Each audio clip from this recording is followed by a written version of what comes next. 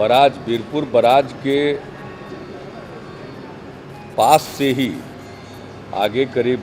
26-27 kilometre तक नदी कोसी के पूर्वी तटबंध के बहुत करीब होकर बह रही है और उसको सेंटर में, केंद्र में लाने के लिए कोशिश की जा रही है। नेपाल की तरफ से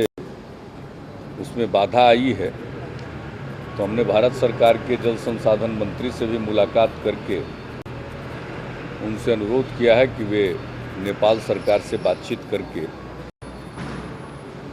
उन्हें सहमत कराएं। आज मैं उसी को देखने गया था। हमारे जल संसाधन मंत्री 2 बार वहाँ जा चुके हैं, अधिकारियों की टीम भी वहाँ जा चुकी है और जो पहले से निर्धारित काम हैं बांध की सुरक्षा के लिए वो चल रहे हैं।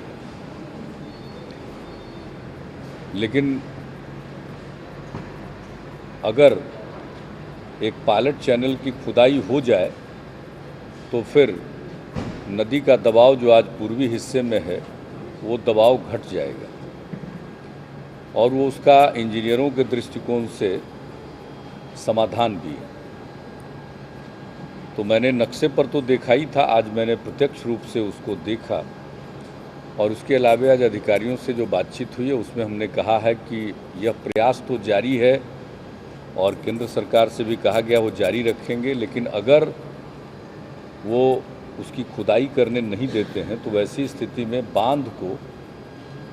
सुदृढ़ करने के लिए और उसकी सुरक्षा के लिए जो भी इंजीनियरिंग के दृष्टिकोण से संभव है वो किया जाना चाहिए। तो मुख्यतः आज हम वही गए थे और हमने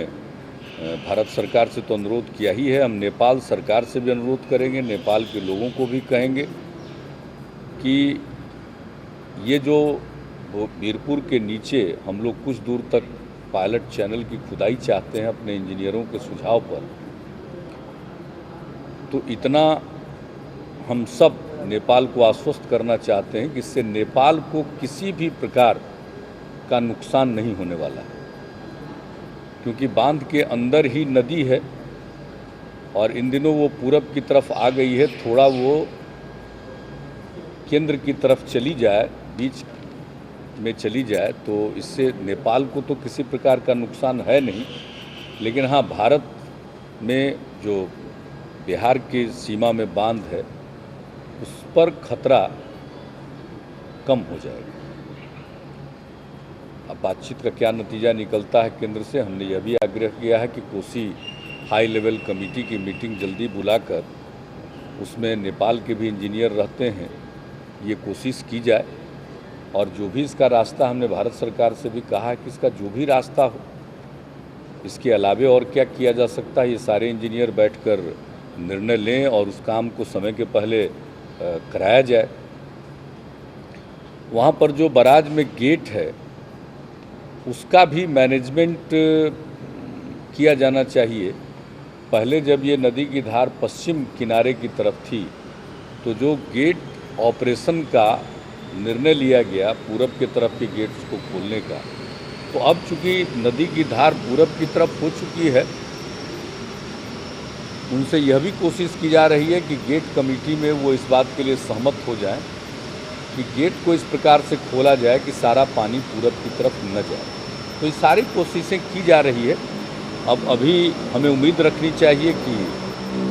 इसका कोई रास्ता निकलेगा। अगर रास्ता नहीं निकलता है तो जो कठिन परिस्थिति उत्पन्न होती है उसका मुकाबला करने के लिए भी इंजीनियरों को हम लोगों ने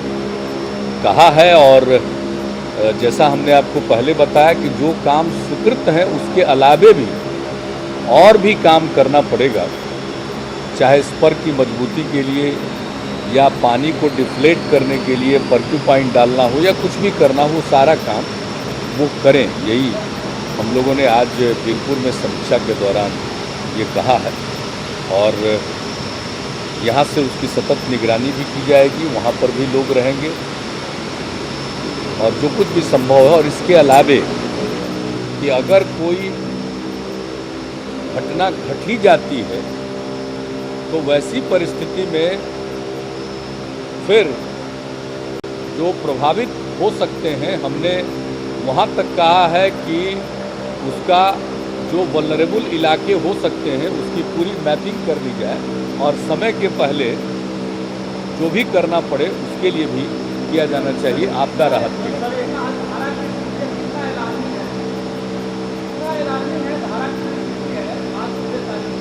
ये आप लोग खुद भी जाकर देख सकते हैं, बहुत पास आ गई।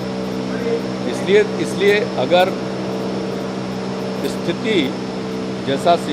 जल संसाधन विभाग के मंत्री और इनके अधिकारियों ने बताया, उसकी स्थिति की गंभीरता को देखते हुए तत्काल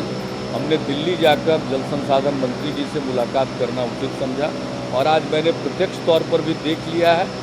अगर बात अगले 5-7 दिनों के अंदर नहीं बनती है तो फिर हम विदेश मंत्री जी से और ज़रूरत पड़ेगा तो प्रधानमंत्री जी से भी बात करेंगे कि नेपाल के साथ हर हालत में बातचीत करके इसका समाधान निकाला जाए।